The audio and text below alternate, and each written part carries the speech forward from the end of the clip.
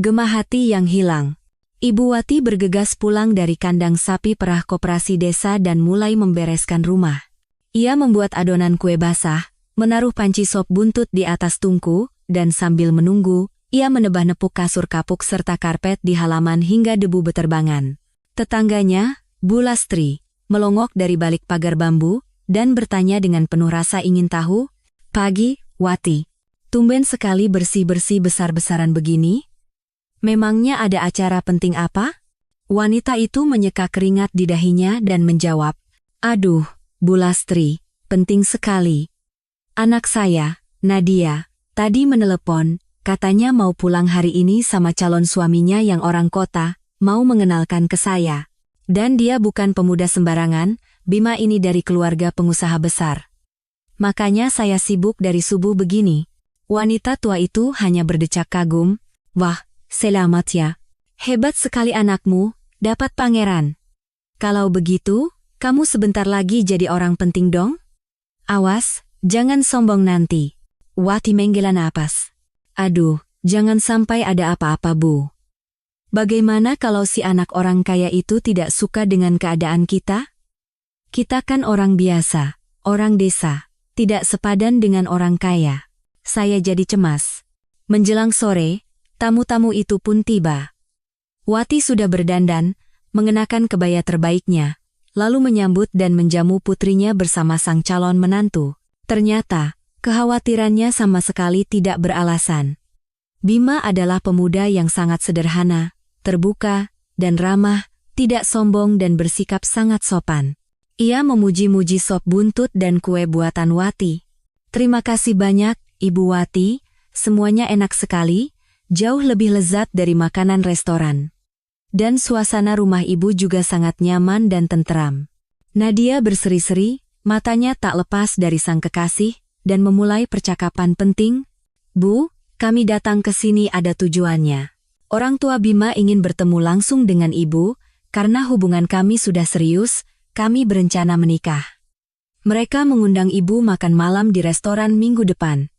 Ibu mau datang, kan? Ini penting sekali buatku, Bu, tolong mengerti ya." Dunia Wati seakan runtuh. "Aduh, Nak. Kenapa harus di restoran? Kan bisa duduk-duduk di rumah saja, secara kekeluargaan. Ibu ini kan cuma peternak sapi, tidak biasa pergi ke tempat-tempat seperti itu. Ibu juga tidak punya baju yang pantas. Kalian juga akan ada di sana?" Bima menjawab, "Tidak, Bu. Orang tua saya bilang hanya mereka dan ibu, semacam pertemuan pribadi empat mata. Tapi ibu jangan khawatir, semua akan baik-baik saja, ini hanya beberapa jam. Ibu tahu sendiri, kan, tradisi. Calon besan harus saling mengenal lebih dekat dan membahas semuanya. Sebentar lagi kita akan menjadi satu keluarga." Nadia menggela napas. "Baiklah, anak-anakku sayang, hanya demi kalian. Ibu akan datang. Ibu senang sekali kalian bertemu dan saling mencintai, kalian pasangan yang serasi. Ibu tidak bisa berhenti memandangi kalian." Wanita itu menyiapkan tempat tidur untuk mereka, lalu pergi beristirahat di kamarnya. Nadia menunjukkan foto-foto masa kecilnya kepada Bima dan berceloteh, "Lihat ini waktu aku umur 5 tahun. Lucu ya aku? Potongan rambutku seperti batok kelapa, dan telingaku caplang. Dan ini waktu perpisahan SMA. Kalau di kota, satu kelas bisa 30 orang, di sini cuma 12, tapi kami akrab sekali. Bagaimana menurutmu di sini? Aneh ya? Kamar mandi di luar, masaknya pakai tungku kayu. Tapi tahu tidak, waktu kecil aku suka sekali kalau di luar sedang dingin-dinginnya, aku naik ke dipan dekat tungku bersama kucingku si manis, hangat sekali, tidurnya jadi nyenyak." Bima mencium kening tunangannya dengan lembut. "Jangan khawatir, sayang, aku suka di sini. Aku tidak masalah kamu berasal dari desa. Memangnya kenapa? Orang hidup dengan cara yang berbeda-beda. Tidak semua orang seberuntung aku, punya orang tua kaya. Tapi itu bukan yang utama, kan? Di kampus banyak sekali gadis yang mendekatiku. Tapi, tahu tidak, mereka semua sepertinya sama, seperti produk pabrik tanpa jiwa. Berpakaian bagus dan modis, mengedip-ngedipkan bulu mata palsu mereka, tapi di kepala mereka kosong. Diajak bicara pun tidak nyambung. Impian mereka hanya diajak ke restoran dan diberi hadiah. Terobsesi dengan ponsel mereka, terus-terusan selfie dan memonyongkan bibir. Lucu. Tapi kamu berbeda, kamu apa adanya. Kamu punya kecantikan alami yang tidak mencolok tapi memikat, dan kamu juga pintar, banyak membaca, asyik diajak bicara. Nanti setelah orang tua kita bertemu, semuanya dibicarakan, aku wisuda, kita akan menikah. Nadia meleleh mendengar kata-kata tulus itu, ia memeluk Bima dan berbisik, aku sangat mencintaimu, Bima. Kamu yang terbaik, tahu. Cahaya bulan menyelinap malu-malu melalui tirai jendela, sang calon suami sudah lama mendengkur pulas, sementara Nadia masih terjaga, melamunkan pernikahan mereka yang akan segera tiba, sambil mengenang masa kecil dan remajanya. Seluruh masa kecil Nadia dihabiskan di desa yang tenang ini, Desa Sukatani. Ia tumbuh bersama ibunya, sementara ayahnya, Pak Wahyu, meninggal sangat dini, saat ia baru berusia 2 tahun. Gadis itu nyaris tidak mengingatnya, hanya sebuah potret di kamar ibunya yang menjadi pengingat. Ibunya sangat menyayangi Nadia, berusaha keras agar putrinya cukup makan dan berpakaian, berhemat dalam segala hal. Ia bekerja sebagai peternak sapi perah di koperasi desa, bangun pagi-pagi buta dan bergegas ke kandang.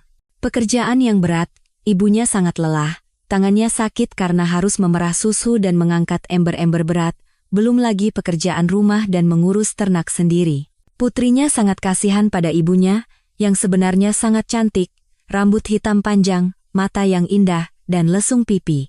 Bahkan sekarang, meskipun bertahun-tahun kerja keras, ia masih terlihat menarik. Walaupun sudah lama lupa apa itu perawatan diri dan kosmetik, dan di desa memang tidak butuh berdandan. Daster dan sandal jepit, itulah pakaian sehari-harinya. Justru ibunya lah yang membujuknya untuk pergi ke kota setelah lulus SMA, Nadia, sayang, pergilah ke kota. Ibu sudah menabung sedikit, cukuplah untukmu di awal-awal. Coba daftar kuliah, mungkin nanti dapat pekerjaan, hidupmu bisa lebih baik. Apa yang mau kamu lakukan di desa ini, nak? Mau ikut kerja di koperasi? Lihat ibu. Lihat tangan ibu. Kakiku juga sering bengkak, urat-uratnya menonjol. Kamu kan lulus dengan nilai terbaik, siapa tahu kamu beruntung? Kalaupun tidak, kamu selalu bisa pulang. Ibu hanya minta satu hal, hati-hati dengan laki-laki. Ibu mengerti, masa muda, gairah, dan cinta. Jangan terburu-buru menyerahkan dirimu, jangan gegabah. Kamu lihat sendiri kan betapa susahnya ibu membesarkanmu sendirian tanpa suami. Jadilah anak yang pintar. Maka, begitulah Nadia tiba di kota besar. Awalnya, ia datang bersama ibunya. Sang ibu mencarikannya kamar kos, membayar uang sewa, dan baru pulang dengan hati tenang. Meskipun Nadia belajar dengan giat, ia tidak berhasil masuk ke program reguler, nilainya kurang sedikit. Nadia sangat sedih dan menangis di tangga gedung universitas. Semua orang sudah lama pergi, gedung itu sudah sepi, tapi ia masih duduk di sana, tidak tahu harus berbuat apa. Pulang ke desa dengan tangan hampa rasanya sangat memalukan. Bagaimana ia akan menatap mata ibunya? Ibunya telah menaruh harapan padanya. Tetap di sini? Lalu hidup dari mana? Seorang penjaga keamanan, Ibu Mariati, menghampirinya dan mulai bertanya siapa dia dan mengapa menangis. Nadia sendiri tidak tahu mengapa ia menceritakan semuanya. Ia menunjukkan KTP dan dokumen-dokumennya. Hatinya begitu hancur dan putus asa, ia hanya ingin berbagi dengan seseorang. Wanita paruh-baya itu menatap gadis muda itu lekat-lekat, merasa kasihan, dan menawarkan, begini saja, kamu jangan menangis. Air mata tidak akan membantu. Jakarta tidak dibangun dalam semalam. Bukan kamu yang pertama, bukan kamu yang terakhir. Tidak diterima di program reguler, bukan masalah besar. Ambil saja kelas karyawan atau program jarak jauh. Ijazah tetaplah ijazah. Lebih baik daripada tidak sama sekali. Aku dengar ada lowongan di perpustakaan, besok akan aku tanyakan pastinya. Kalau bisa, aku akan masukkan kamu ke sana. Gajinya tidak besar, tapi cukuplah untuk hidup seadanya. Pekerjaannya juga tidak berat, bukan angkat-angkat karung. Tapi ingat, kalau aku yang menjamin, kamu jangan mengecewakan. Jangan bolos, kerja yang rajin. Wajah Nadia langsung cerah. Wah, terima kasih banyak, Ibu Mariati. Saya mau. Jangan khawatir, Bu, saya tidak seperti itu. Saya kan dari desa, dididik keras oleh ibu saya. Saya akan berusaha, tidak akan mengecewakan ibu.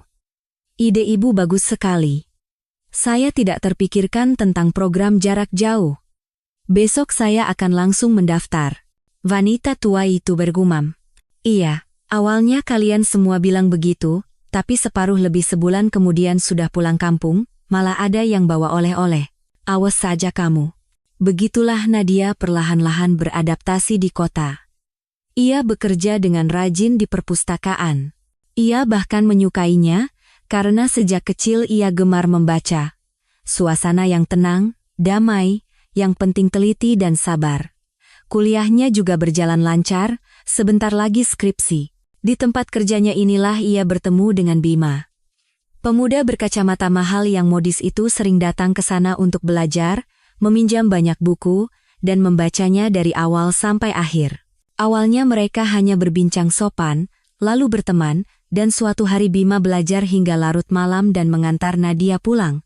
Perjalanan tidak lama. Kosnya berada di dekat situ.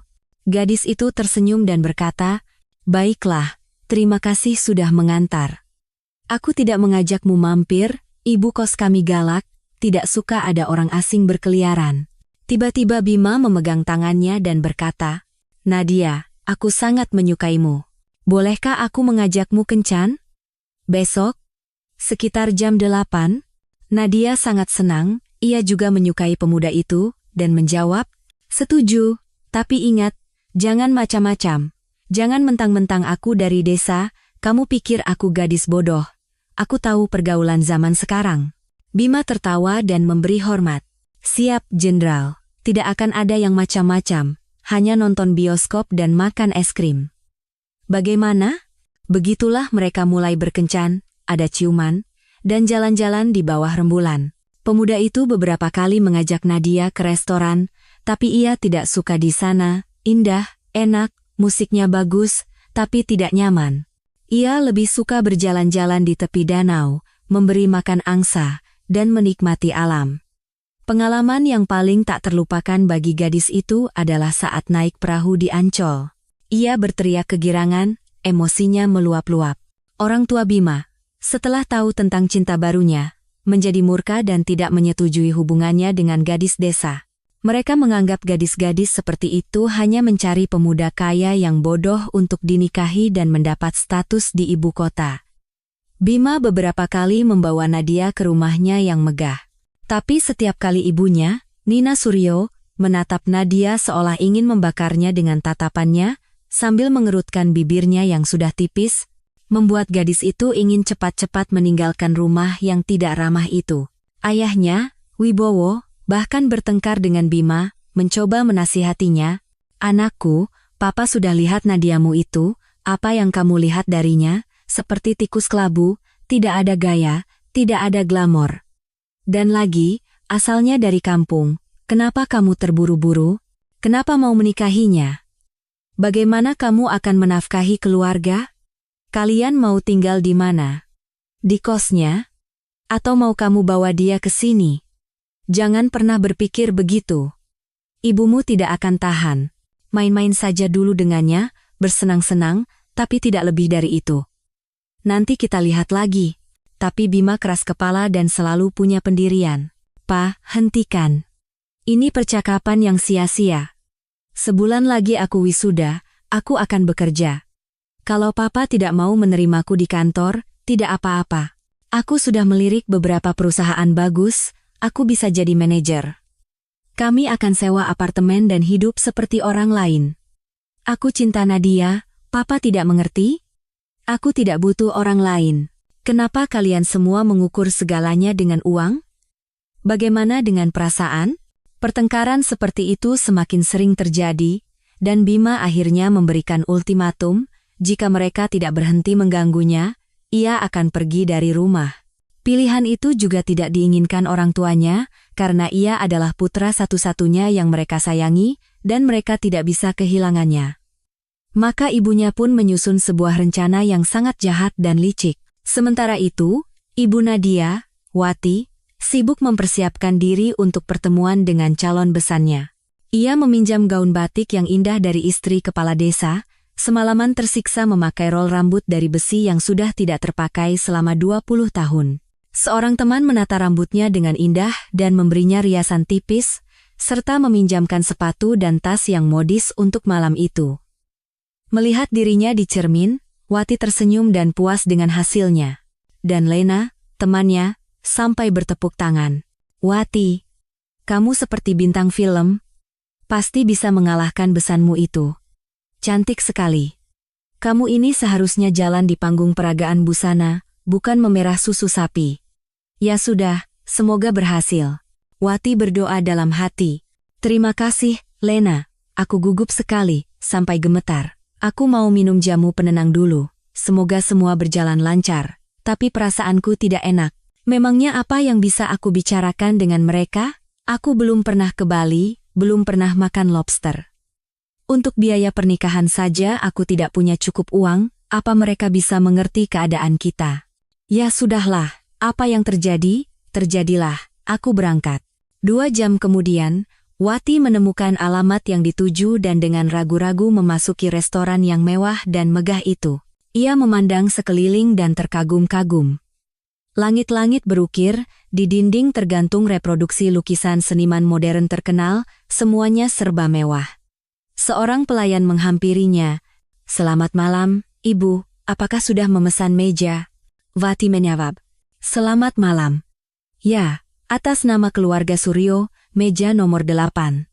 Seharusnya calon besan saya sudah menunggu di sana, kami sudah janji." Pelayan itu mengantarnya ke meja. "Ini mejanya, Bu, semuanya sudah disiapkan. Dan sepertinya tamu-tamunya sudah mulai merayakan. Selamat menikmati waktunya." Wati memandangi 6 pria dan wanita berpakaian mahal yang sedang lahap menyantap hidangan mewah dan minum anggur mahal, dan ia tidak mengerti apa yang sedang terjadi dan di mana orang tua Bima. Wanita itu ingat betul wajah mereka dari foto, tapi yang duduk di meja besar itu adalah orang-orang yang sama sekali tidak ia kenal.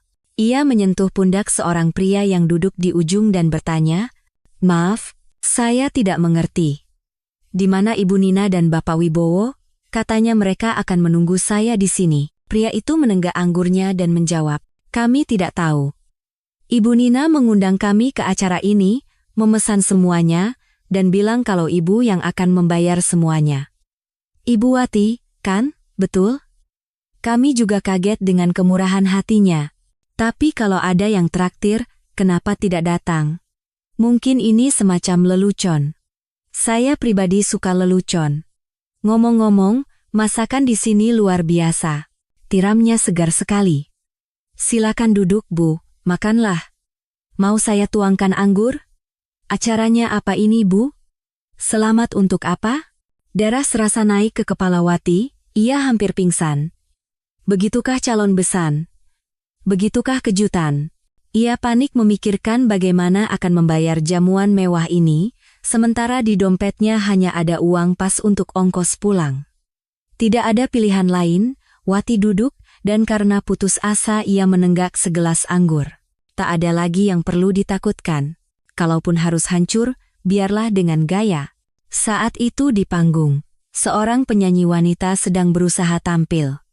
Tapi suaranya sangat sumbang, dan para pengunjung mulai menyoraki dan berteriak agar ia turun dari panggung.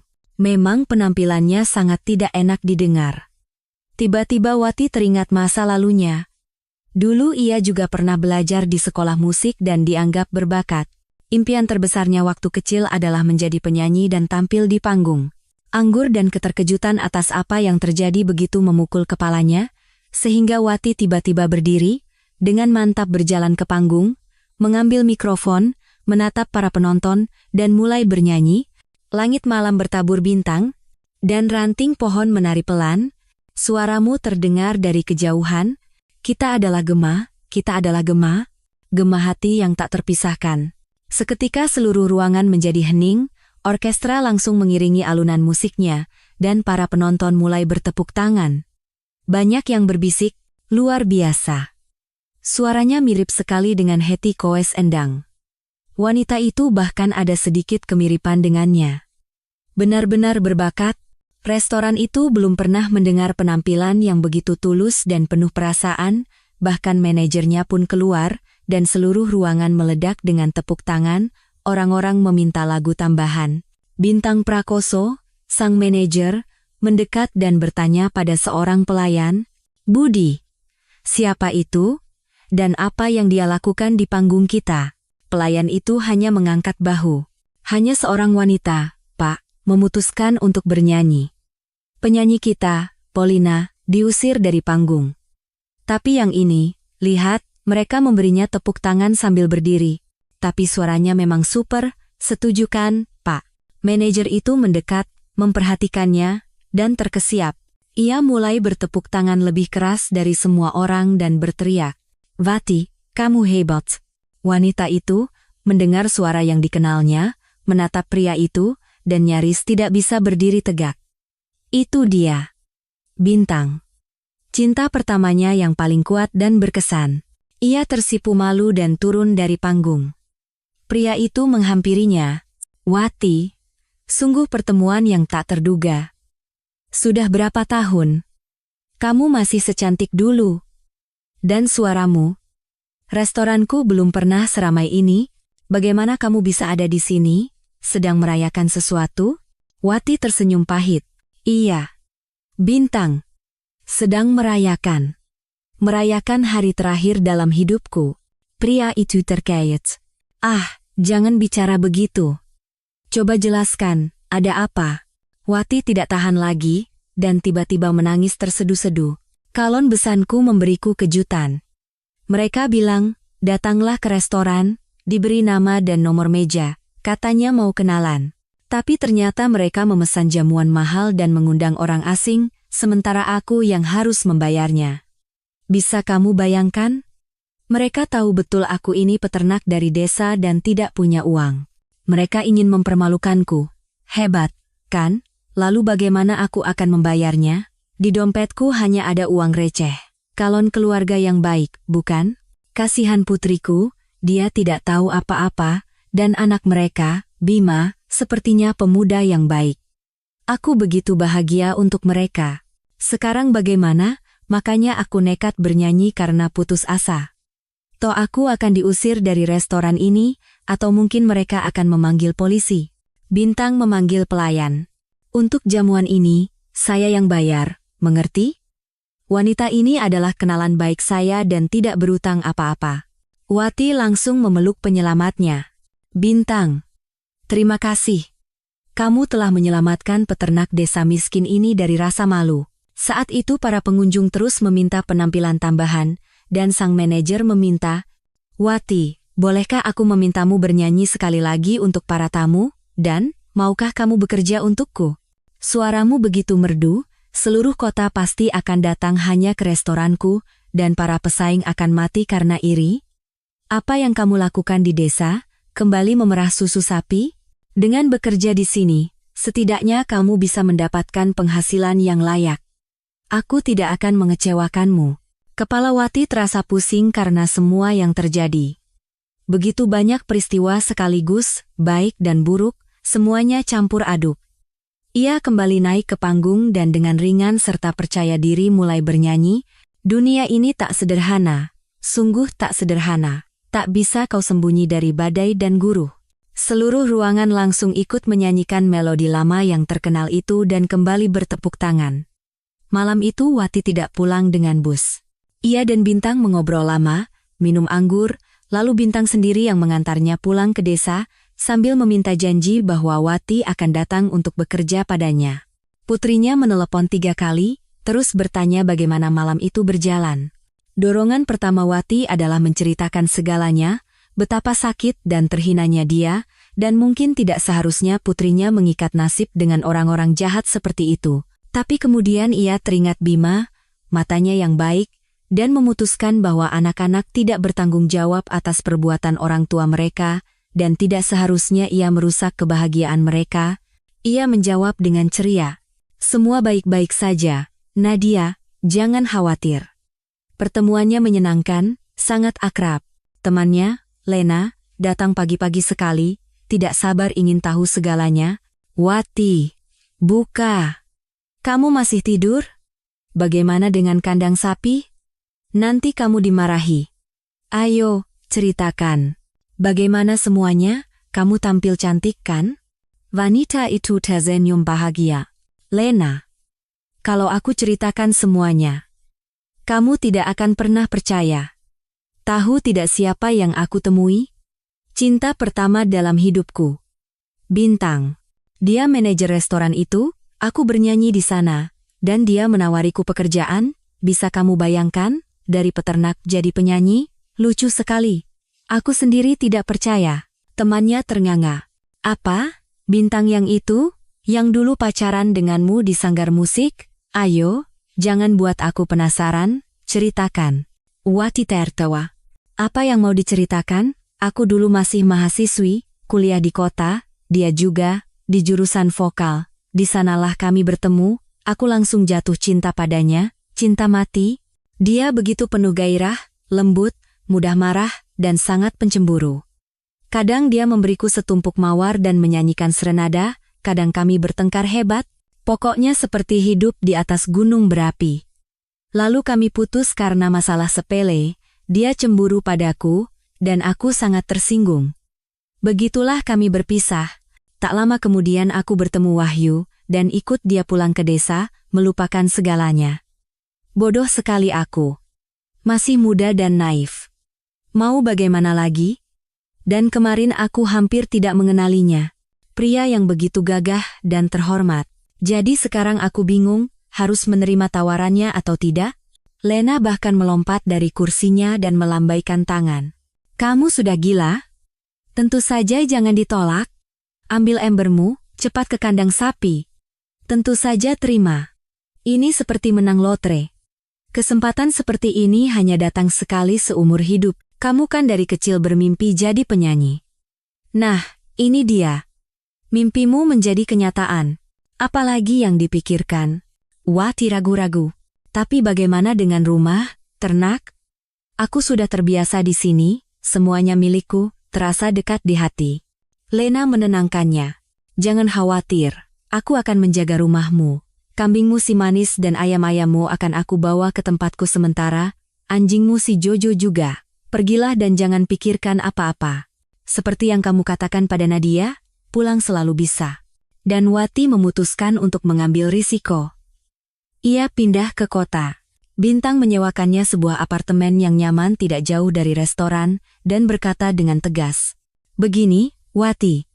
Besok adalah hari kerja pertamamu, atau lebih tepatnya malam pertamamu, dan hari ini kita akan mengubah penampilanmu. Kulihat koleksi bajumu tidak banyak. Wati tersipu malu. Baju apa di desa? Untuk apa di sana? Aku sudah lupa apa itu berdandan. Tapi aku kan belum dapat gaji untuk beli baju. Bintang melambaikan tangannya. Ini, pegang. Anggap saja ini uang muka. Kamu sekarang adalah wajah dari tempat ini. Kartu namanya, bisa dibilang begitu. Kita harus menjaga citra. Wati sendiri sadar, Bintang benar, ia harus merawat diri, kalau tidak malu tampil di depan orang. Dan Bintang membawanya pertama ke salon kecantikan, lalu ke butik pakaian modis. Wati belum pernah merasakan kenikmatan seperti itu, ketika tangan lembut terapis melakukan perawatan wajah dan pijat, diikuti dengan manikur. Kemudian rambutnya disegarkan, dan 2 jam kemudian ia keluar sebagai orang yang sama sekali berbeda. Bintang bahkan bersiul. Wow, Wati, kamu sangat memesona, sungguh. Aku bisa bayangkan apa yang akan terjadi setelah kita mendandanimu. Pasti luar biasa. Wanita itu meleleh mendengar pujian seperti itu, ia sendiri tidak mengenali dirinya. Kemana perginya peternak sapi yang lusuh, karena kerasnya hidup. Sekarang dari cermin menatapnya seorang wanita kota yang terawat dan anggun. Malam pertama di restoran berjalan sukses. Para pelanggan sangat senang dengan penyanyi baru itu. Suaranya yang merdu dan lagu-lagu cinta yang indah menciptakan suasana romantis dan menambah suasana hati yang positif. Putrinya, mengetahui kabar ini, juga ikut senang untuk ibunya. Akhirnya ibunya bisa beristirahat dan melakukan hal yang benar-benar ia cintai. Setiap hari Bintang semakin jatuh cinta lagi pada Wati, ia tidak bisa berhenti memandanginya, mulai sering lembur di tempat kerja, hanya agar bisa sedikit lebih lama di dekatnya. Tapi ia masih belum berani mengakui perasaannya, karena ia sudah lama menikah. Dulu, setelah perpisahan yang menyakitkan dengan Wati di masa muda, orang tuanya membujuknya untuk menikahi seorang ahli waris kaya, Tamara. Dia suka menghambur-hamburkan uang, tahu harga dirinya, dan memiliki sifat yang sangat manja. Awalnya kehidupan pernikahan mereka tampak baik-baik saja. Tapi Bintang memimpikan anak, sementara Tamara sama sekali tidak mau hamil. Dia sangat berhati-hati dan tidak ingin merusak bentuk tubuhnya yang sempurna. Seiring berjalannya waktu, mereka semakin menjauh, sang istri mulai sering minum-minum, awalnya hanya koktail ringan dengan teman-temannya, sampanye dan anggur, lalu semakin parah. Dalam keadaan mabuk, perilakunya sangat tidak pantas. Ia sering membuat adegan cemburu dan pertengkaran yang liar. Bintang sudah berkali-kali mencoba menyadarkannya, ia sepertinya sadar, tapi tidak bertahan lama. Tamara menjalani hidup yang santai, tidak melakukan apa-apa, hanya bergaul di kalangan sosialita dan teman-temannya. Ia menyalahkan suaminya karena kurang memperhatikannya, jarang di rumah. Bintang sudah lama ingin menceraikannya, tapi masih merasa kasihan, menyadari bahwa jika itu terjadi, Tamara pasti akan jatuh ke titik terendah. Tapi sekarang, setelah bertemu Wati, ia sama sekali tidak tahan melihat istrinya yang pecandu alkohol itu. Karier Wati menanjak, ia mulai berpenghasilan lumayan, tapi tidak banyak menghabiskannya untuk diri sendiri, ia menabung untuk pernikahan anak-anaknya. Ia ingin memberikan kontribusinya pada pesta pernikahan itu, agar ia dan putrinya tidak dianggap orang miskin. Hubungan Nadia dan Bima juga berjalan lancar, pemuda itu lulus kuliah, mendapatkan pekerjaan, dan mereka sibuk mempersiapkan pernikahan. Hanya Nina Suryo yang semakin marah. Rencana liciknya gagal. Ia tidak mengerti bagaimana wanita desa itu bisa lolos. Dari mana ia mendapatkan uang sebanyak itu untuk membayar seluruh jamuan mahal itu? Wanita itu geram dan terus-menerus mengomeli suami. Wibowo, kenapa kita diam saja? Kita harus melakukan sesuatu. Anak kita yang bodoh itu sebentar lagi benar-benar akan menikahi gadis desa itu. Cepat pikirkan.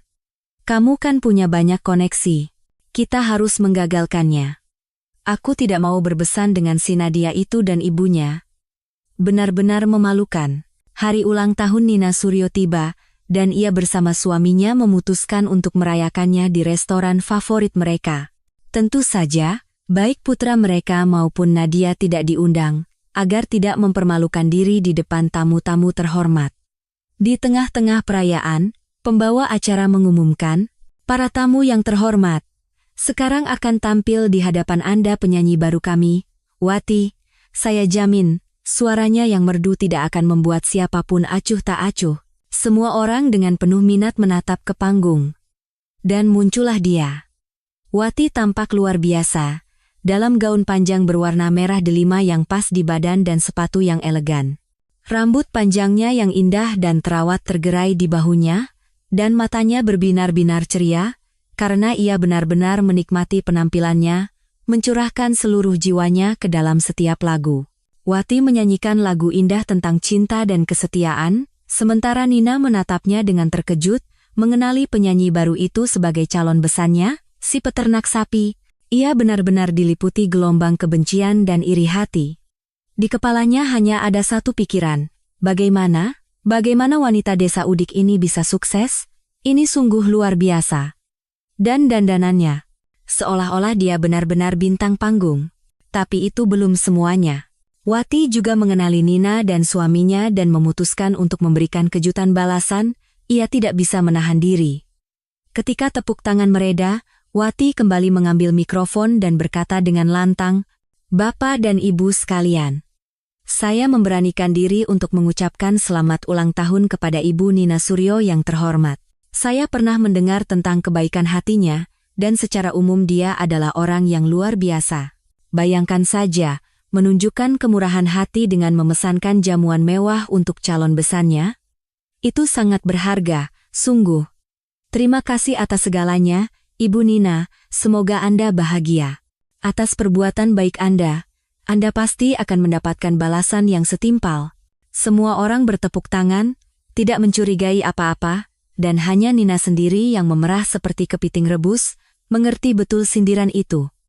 Ia ingin sekali menjambak rambut wanita kurang ajar itu, tapi itu tidak bisa dilakukan. Di sekelilingnya ada orang-orang terhormat. Dan ia terpaksa mengucapkan terima kasih dan ikut bertepuk tangan. Nina menenggak gelas demi gelas, dan dengan gugup menyaksikan penampilan Wati. Ia memperhatikan bahwa manajer restoran secara pribadi memberikan buket mawar yang indah padanya dan menatapnya dengan begitu dalam. Calon besan itu menggerutu dalam hati. Aha, sekarang aku mengerti. Jadi ini dia si penyihir baik hati. Pasti dia berhasil tidur dengan manajer untuk tidak membayar jamuan itu, dan sekaligus mendapatkan pekerjaan. Cepat sekali, sama seperti putrinya, tapi lihat saja. Aku akan memberitahu istri bintang Prakoso tentang petualangannya dan kekasih barunya. Kita lihat bagaimana dia akan menjambak rambutnya, maka pernikahan anakku pasti tidak akan terjadi. Akan aku jelaskan pada anakku, bahwa buah jatuh tidak jauh dari pohonnya.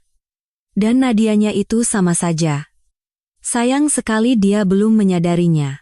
Keesokan harinya, Nina Suryo mengatur pertemuan dengan Tamara di sebuah kafe. Mengetahui kegemarannya pada minuman beralkohol, wanita itu memesan anggur yang kuat, dan setelah menenggak segelas, ia memulai percakapan yang akrab. Begini, Tamara. Saya sangat menghormati Anda, dan tidak bisa tidak memperingatkan Anda. Semua orang di lingkungan kita sudah membicarakan bahwa suami Anda punya simpanan. Penyanyi baru dari restorannya. Seseorang bernama Wati. Saya sudah melihatnya, tidak ada yang istimewa. Lagi pula dia hanya peternak sapi dari desa, dan suaranya sangat biasa-biasa saja. Di mana suami Anda menemukannya, saya tidak tahu. Dia terus-menerus mendekatinya, jadi sebaiknya Anda mengambil tindakan sebelum terlambat. Saya sendiri sudah lama menikah, dan saya sedih melihat keluarga yang kuat dan bahagia seperti Anda bisa hancur karena wanita desa bodoh. Wajah Tamara berubah dan menjadi pucat pasi. Benarkah? Kurang ajar. Pantas saja dia hampir tidak pernah muncul di rumah. Dan perilakunya aneh. Selalu menghindari tatapanku. Jadi ini masalahnya. Terima kasih, Nina, atas solidaritas wanitanya. Untuk apa menunggu? Aku akan langsung ke sana sekarang dan memberinya pelajaran. Dia akan tahu rasa. Akan hilang selamanya keinginannya merebut suami orang dari keluarganya. Wanita itu berdiri dengan tegas, membayar, dan pergi dengan langkah yang sedikit sempoyongan. Sementara Nina menikmati hidangannya sendirian dan sangat puas dengan dirinya sendiri. Nah, sekarang habislah si Wati ini. Sifat Tamara yang suka membuat onar sudah banyak diketahui orang. Malam itu Wati sedang bersiap-siap untuk tampil di ruang ganti ketika Tamara yang mabuk menerobos masuk seperti badai. Matanya menyala-nyala dengan api kegilaan yang tidak sehat. Wanita itu menyerang Wati dari belakang, tidak memberinya kesempatan untuk sadar, dan mulai berteriak, "Dasar perempuan kampung murahan, kau mau merebut suamiku dari keluarganya? Pelacur! Aku dan Bintang sudah menikah seumur hidup, lalu kau muncul. Sekarang dia tidak mau melihatku lagi, tidak pernah pulang. Begini saja. Enyah kau dari kota ini kembali ke kampungmu. Sekarang juga. Kalau tidak, akan kujambak semua rambutmu atau lebih parah lagi. Kau mengerti? Bintang itu milikku dan selamanya. Jelas?" Wati melawan dan berteriak.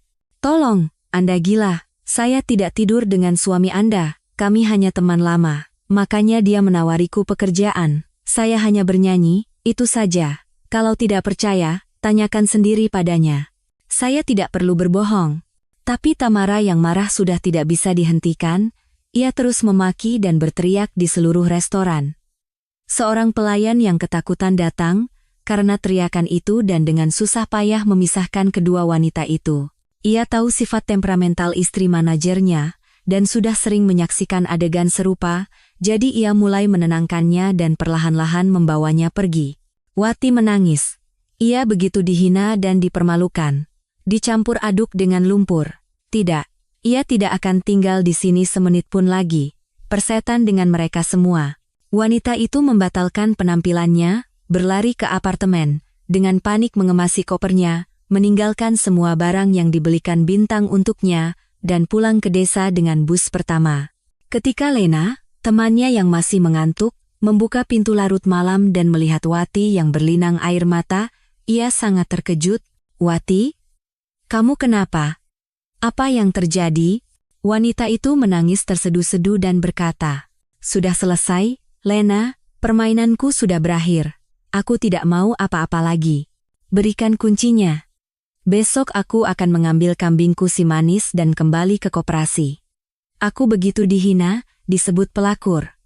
Padahal aku tidak pernah berpikir seperti itu. Aku merasa sangat sedih." Lena sadar, ia harus menyelamatkan temannya. Ia memaksa Wati masuk ke rumahnya, mengeluarkan minuman keras buatannya, menuangkannya ke gelas, dan memerintahkan, "Ayo minum, sampai habis." Lalu menangislah sepuasnya. Siapa tahu jadi lebih baik. Ini selalu berhasil untukku kalau suamiku berulah.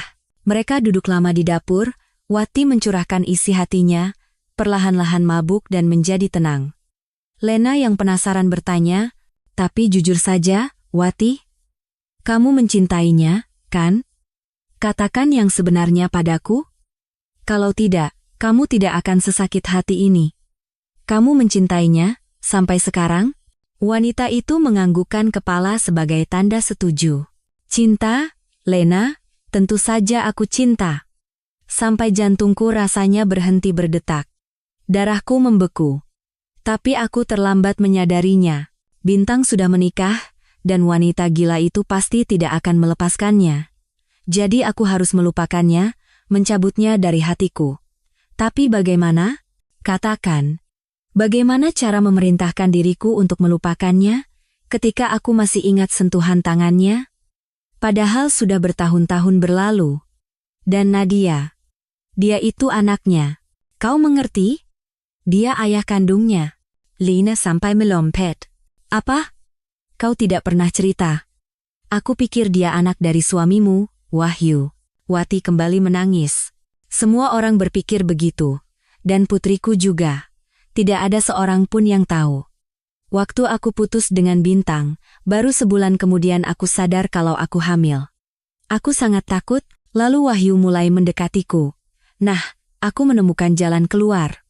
Aku pengecut, tidak menceritakan apa-apa padanya, dan mulai hidup bersamanya. Dia orang yang baik, mencintaiku.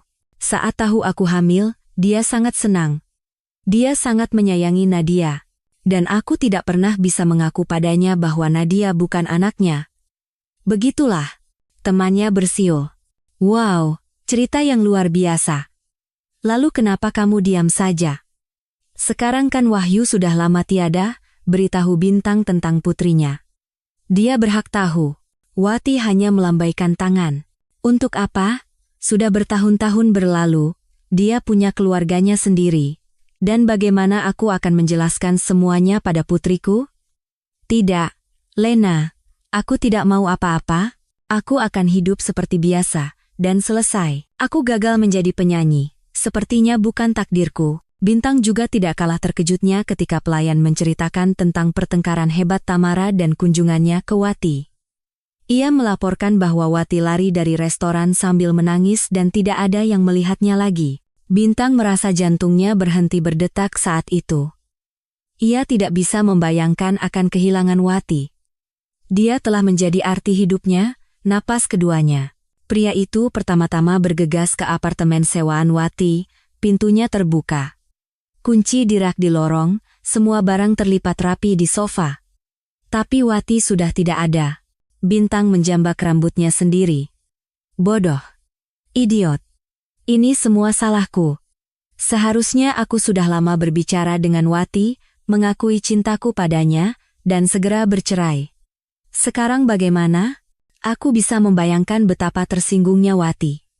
Betapa marahnya dia padaku. Dihina seperti itu." Bintang dengan marah pulang ke rumah.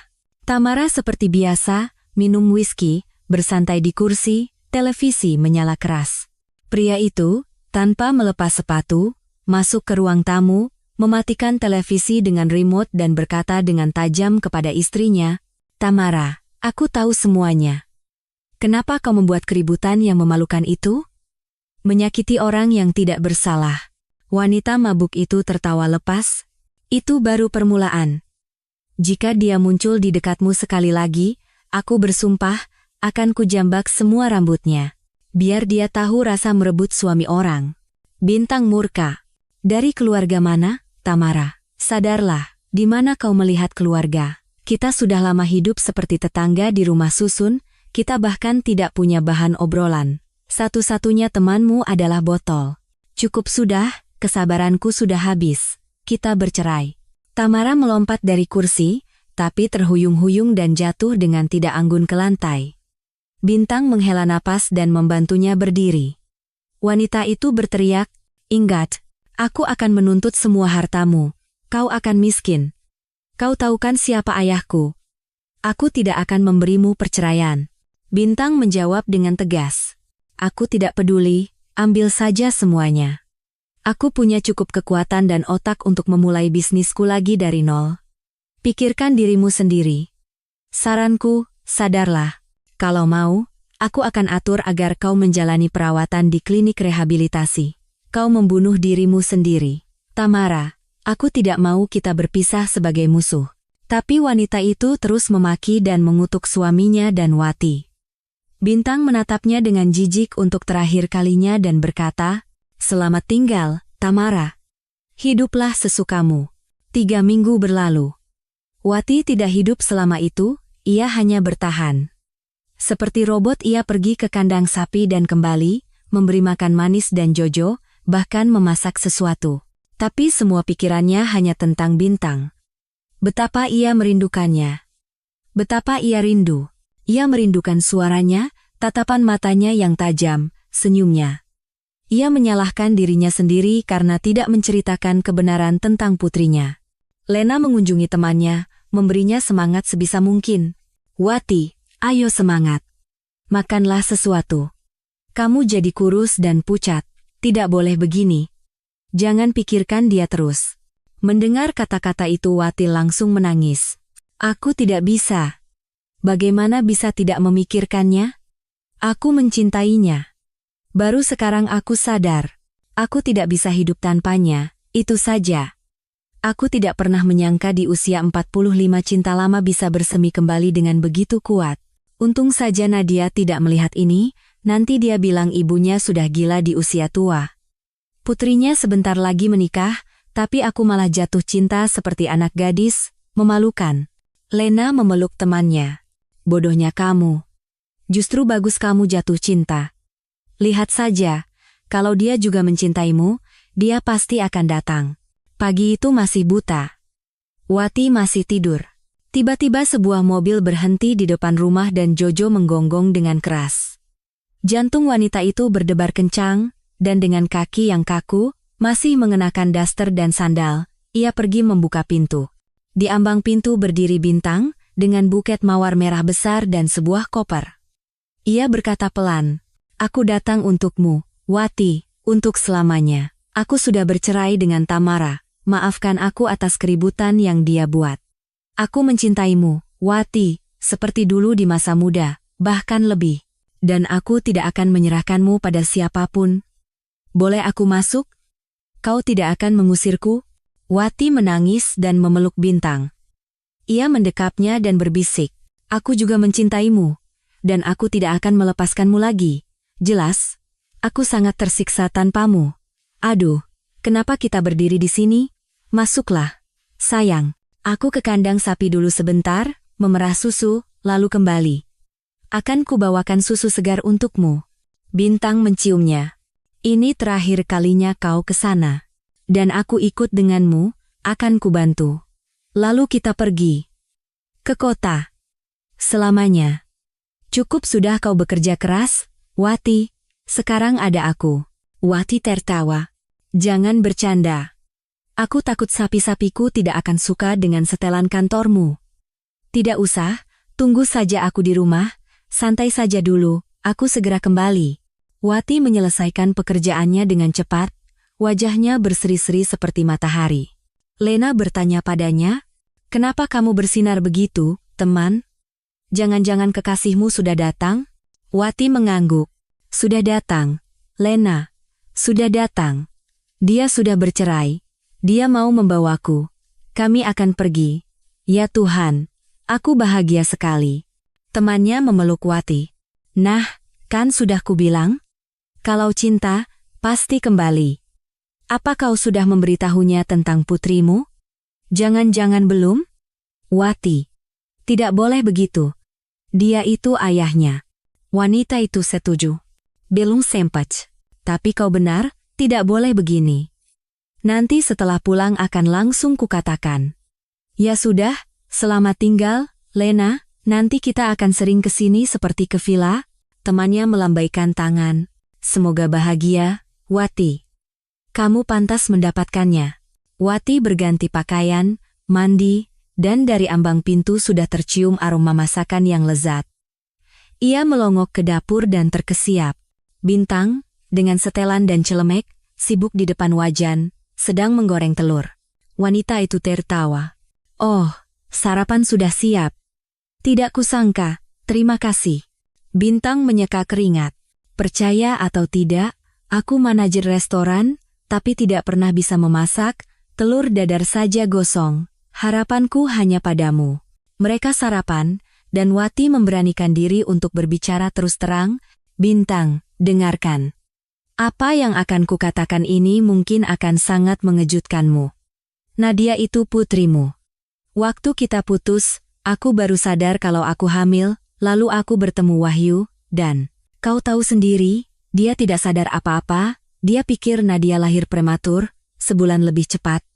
Wahyu sangat menyayangi Nadia, tapi dia meninggal muda. Dan hanya aku yang tahu bahwa dia bukan anaknya, dia putrimu. Begitulah. Aku tahu, aku berbuat salah dan tidak jujur, tapi saat itu aku tidak melihat jalan keluar lain." Pria itu tidak bisa percaya, air mata menggenang di matanya.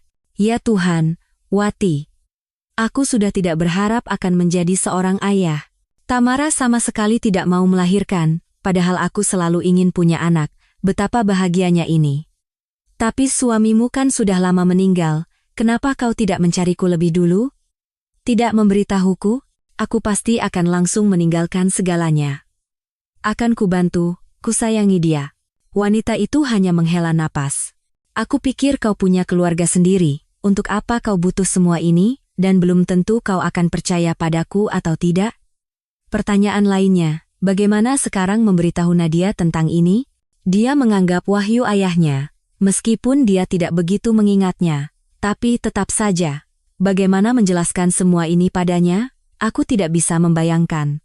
Dan apa yang akan dia pikirkan tentangku? Bintang mendekati Wati, memeluknya dengan erat, dan menciumnya dengan penuh gairah, lalu berbisik, "Wati, kau terlalu mempersulit hidup.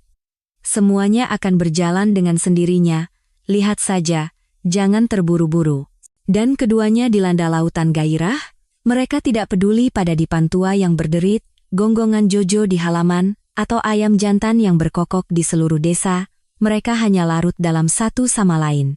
Sejak hari itu, kehidupan Wati berubah secara drastis, seolah-olah dalam dongeng tentang Cinderella yang akhirnya ditemukan oleh pangeran tampan dan dipasangkan sepatu kacanya. Ia dan Bintang pergi ke kota, untuk sementara tinggal di apartemen sewaan itu. Tamara berhasil mengambil segalanya kecuali restoran. Tapi itu tidak membuat mereka takut.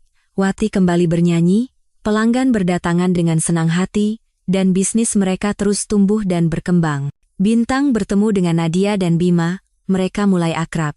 Ia terus memandangi putrinya, dan menemukan ciri-ciri dirinya pada Nadia, tahi lalat di atas alis, telinga yang sedikit caplang, dan tatapan matanya.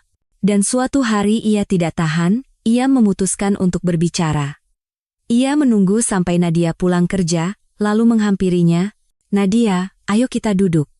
Ada hal penting yang ingin Papa bicarakan. Aku tidak tahu harus mulai dari mana. Jujur saja, aku tidak pandai berbasa-basi, jadi aku akan katakan terus terang. Aku adalah ayahmu. Ayah kandungmu. Jangan berpikir aku bajingan atau meninggalkan kalian. Tidak, Aku sendiri baru tahu rahasia ini dari ibumu belum lama ini. Nadia terkejut dan sering mengedipkan mata. Ayah? Aku tidak mengerti. Lalu ayahku, Papa Wahyu? Siapa dia? Ayah tiri? Begitu? Tapi itu tidak mungkin. Ibu kan tidak pernah. Pria itu memotong. Aku tahu, Nadia, ibumu tidak pernah menceritakan ini pada siapapun, dan mungkin dia punya alasannya sendiri. Jangan menghakiminya terlalu keras. Dulu, ibumu dan aku saling mencintai sama kuatnya seperti kau dan Bima. Kau mengerti, hanya saja aku ini pencemburu yang bodoh, dan ibumu sangat mudah tersinggung. Makanya kami berpisah. Dan baru-baru ini, di restoran, kami bertemu secara tidak sengaja. Percaya atau tidak, aku jatuh cinta lagi pada Wati, atau lebih tepatnya aku sadar bahwa aku tidak pernah berhenti mencintainya, dan saat melihatnya, seluruh hatiku bergejolak. Dan dia juga, benar-benar mencintaiku, aku merasakannya. Aku tahu, di usia kami ini, dari luar mungkin terlihat lucu dan konyol. Nadia, aku sangat bahagia kau adalah putriku. Aku tahu, waktu telah terlewat, dan kau sudah bukan anak kecil lagi, tapi kita bisa menebusnya, kan? Saling mendukung, mencintai, dan berkomunikasi. Aku sangat menginginkan itu. Nadia bergeser mendekati Bintang dan memegang tangannya. Aku tidak keberatan, Pa, dan aku ikut bahagia untuk Papa dan Ibu. Terima kasih sudah membawanya keluar dari rutinitas desa, sehingga dia tidak perlu lagi menginjak lumpur dan mengangkat ember-ember berat. Dan jatuh cinta di usia kalian sama sekali bukan hal aneh, itu indah sekali. Bintang memeluk putrinya. Betapa bijaksananya kau ini, nak, seharusnya kami yang belajar darimu. Bima dan Nadia sedang minum teh di rumah Bima. Ia menceritakan semua berita tentang ibunya dan Bintang, dan bagaimana ia menemukan ayahnya. Pemuda itu hanya bisa terheran-heran. Nina Suryo masuk dan mengerutkan kening ketika melihat calon menantunya. Tapi putranya langsung mengejutkannya. Ma, ada berita heboh. Mama pasti tidak akan percaya.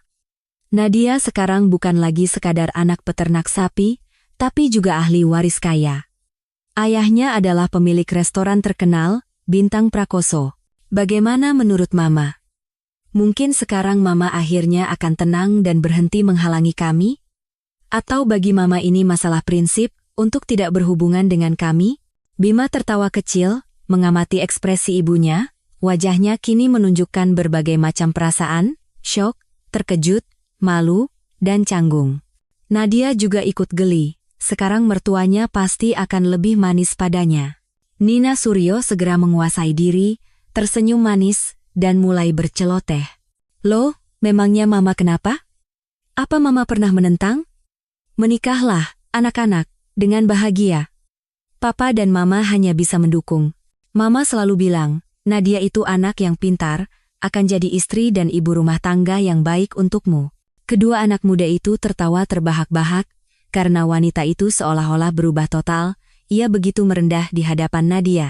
Bintang dan Wati membeli sebuah rumah besar di pinggir kota, dan memutuskan untuk menawarkan anak-anak muda itu untuk tinggal bersama, karena rumah itu memiliki 2 lantai dengan balkon, cukup untuk semua orang. Pria itu sangat ingin lebih dekat dengan putrinya, lebih sering melihatnya, tahu bagaimana kehidupannya, dan Wati juga sangat berharap akan segera punya cucu, agar bisa membantu merawatnya. Bima dan Nadia dengan senang hati menerima tawaran itu, tapi mereka melangkah lebih jauh. Nadia berseru, Bu, Pa, bagaimana kalau kita adakan pernikahan ganda? Coba bayangkan, ibu dan aku menikah bersama, itu pasti tidak akan terlupakan, keren kan? Lagi pula, pestanya hanya sekali, hemat. Wati memerah. Aduh, tidak tahu, di usiaku ini rasanya malu menikah di pelaminan. Kupikir aku dan Bintang akan menikah diam-diam di gua saja. Nanti orang-orang menertawakan. Bintang ikut kampur. Tidak bisa begitu, sayangku. Di masa muda aku sudah kehilangan gadis yang kucintai, jadi biarkan aku menebusnya sekarang. Kau juga kan tidak punya pesta pernikahan dengan Wahyu, kan? Dan dalam hidup setiap wanita, setidaknya sekali harus ada gaun pengantin putih, jadi aku setuju, kita akan kejutkan seluruh kota. Apa kata orang? Aku tidak peduli dengan mereka. Ini hidup kita, dan tidak ada urusannya dengan siapapun. Dan hari pernikahan pun tiba. Bintang dan Bima tidak bisa berhenti memandangi kekasih mereka. Mereka begitu bahagia. Nadia memilih gaun yang mengembang dengan rok dalam dan kerudung panjang. Ia tampak seperti seorang putri. Sebaliknya, Wati membeli gaun putih panjang yang pas di badan dengan hiasan payet dan sebagai pengganti kerudung, ia menyematkan bunga di rambutnya. Keduanya tampak luar biasa. Nadia berbisik pada Wati, "Ibu, ibu percaya ini? Beberapa tahun yang lalu kita tinggal di desa, dan ibu memerah susu sapi, dan sekarang kita berada di restoran mewah, dan sama-sama akan menikah dengan pria yang paling kita cintai dan andalkan? Cubit aku, ini seperti dongeng. Aku tidak percaya." Wati memeluk putrinya. "Ibu sendiri juga tidak percaya, Nak. Sampai-sampai malam hari takut tidur, jangan-jangan besok pagi bangun dan semua ini tidak ada. Ibu sudah tidak berharap akan bertemu Bintang lagi. Jadi calon mertuamu itu sebenarnya membantuku. Kalau bukan karena pertemuan di restoran itu, semua ini tidak akan terjadi. Benar kata pepatah, tak ada rotan, akar pun jadi, atau di balik musibah, ada berkah." Teman Wati, Lena, berlari menghampiri mereka dan berceloteh, "Nah, teman-teman, mari kita bersulang, untuk kalian. Aku bahagia sekali. Terima kasih, Wati, sudah mengundangku. Aku belum pernah ke tempat semewah ini seumur hidupku." Wati tertawa. "Bagaimana mungkin aku tidak mengundangmu? Kita kan teman sejak kecil. Nanti kalau Nadia sudah punya anak, kita akan berpesta lagi di acara syukuran." "Iya kan, Nak? Jangan ditunda-tunda, ya?" Nadia tersenyum licik. "Ngomong-ngomong, Bu, ibu kan masih belum tua, jadi mungkin saja aku yang akan punya adik dulu, siapa tahu?" Semua tertawa bersama dan minum sampanya. Pesta itu sukses besar. Nina Suryo dan Wibowo berusaha menjilat Bintang dan Wati, mencoba memperbaiki hubungan yang rusak sebelumnya. Baru sekarang mereka sadar bahwa tidak boleh menilai orang hanya dari pakaian dan status sosial. Yang terpenting dalam diri seseorang adalah jiwa, kebaikan, dan empati. Tapi Wati dan Bintang bukanlah orang yang pendendam. Wanita itu dengan damai menghampiri Nina Suryo dan berkata, "Bagaimana, Besan, kita minum untuk kebahagiaan anak-anak kita? Atau kau masih tidak senang dengan pernikahan ini?" Wanita itu memerah dan menundukkan kepala, menjawab, "Maafkan aku, Wati, karena aku begitu kejam padamu waktu itu. Dan aku juga yang memberitahu istri Bintang semuanya. Aku tidak tahu apa yang merasukiku, seperti kerasukan, dan sekarang aku sangat malu dan takut, karena aku hampir menghancurkan kebahagiaan anakku dengan tanganku sendiri. Untung saja Bima lebih pintar dari kami, dan tetap teguh pada pendiriannya, memperjuangkan haknya untuk mencintai." Wati tersenyum. "Aku tahu, Nina, bahwa kaulah yang mengatur semuanya. Tapi percayalah, aku bahkan berterima kasih padamu untuk itu. Sungguh, pertama, jika aku tidak datang ke restoran waktu itu, aku tidak akan pernah bertemu dengan Bintang. Dan kedua, jika bukan karena keributan dengan Tamara, aku dan Bintang mungkin tidak akan pernah berani mengakui cinta kami satu sama lain. Jadi semuanya menjadi lebih baik, aku tidak marah. Tapi mari kita sudahi sampai di sini. Sekarang kita adalah satu keluarga dan aku ingin ada kedamaian di dalamnya." "Setuju?" Nina dengan gembira mengangkat gelasnya. "Setuju. Untuk dua keluarga baru sekaligus. Semoga kalian bahagia."